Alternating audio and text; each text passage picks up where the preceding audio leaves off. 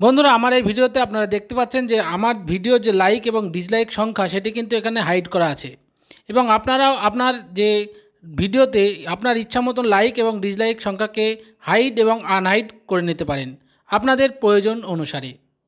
অনেক সময় এরকম দেখা যায় যে আমাদের কন্টেন্ট ভালো হওয়া সত্ত্বেও কিন্তু লাইকের চাইতে ডিসলাইক সংখ্যা বেড়ে যায়। এর যে কারণ সেটি হয়তো আপনি আপনার যে ভিডিও সেটিকে অনেক ফ্রেন্ড সার্কেলে অথবা এমন এমন জায়গায় শেয়ার করে রেখেছেন যেখানে হয়তো আপনার যে মোরাল যে একটা উৎসাহ সেটিকে ডাউন করার জন্যই এই ধরনের কাজ অনেক ক্ষেত্রে কিন্তু হয়ে থাকে।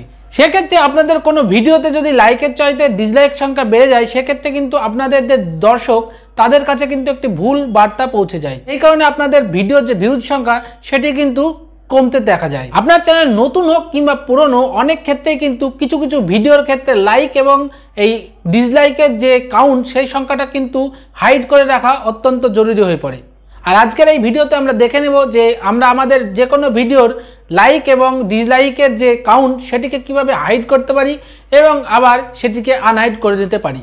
বন্ধুরা আপনারা যদি আমাদের চ্যানেলে নতুন হয়ে থাকেন তাহলে আমাদেরকে অবশ্যই এই চ্যানেলটিকে সাবস্ক্রাইব করে রাখবেন। আমাদের ভিডিওগুলি যদি আপনাদের ভালো লাগে অবশ্যই ভিডিওগুলি লাইক করবেন অথবা আপনাদের যে কোনো সমস্যা আমাদেরকে কমেন্ট করে জানাবেন যাতে আমরা তার সমাধান আপনাদেরকে দিতে পারি।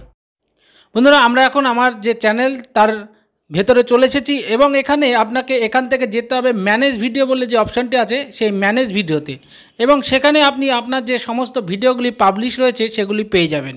তো সেখানে যাওয়ার পর আপনি এখানে যে ভিডিওতে লাইক এবং ডিসলাইকের সংখ্যা হাইড করতে চান সেই ভিডিওটিকে এখানে যে পেন্সিলের মতো অপশনটি রয়েছে সেটিতে ক্লিক করলে ভিডিওটি এডিট মোডে চলে আসবে। এখানে দেখুন সমস্ত কিছু চলে এসেছে, প্রথমে এই টাইটেল তারপরে ডেসক্রিপশান। তো এই রকমভাবে সমস্ত কিছু এডিট মোডে আপনার কাছে চলে আসবে। আপনি এবার একদম নিচের দিকে চলে যাবেন। এখানে আপনি একদম নিচের দিকে গেলে একটি অপশান পেয়ে যাবেন যেখানে মাত্র একটি ক্লিকে আপনি আপনার লাইক এবং ডিসলাইকের যে সংখ্যা সেটিকে হাইড এবং আনহাইড করতে পারেন।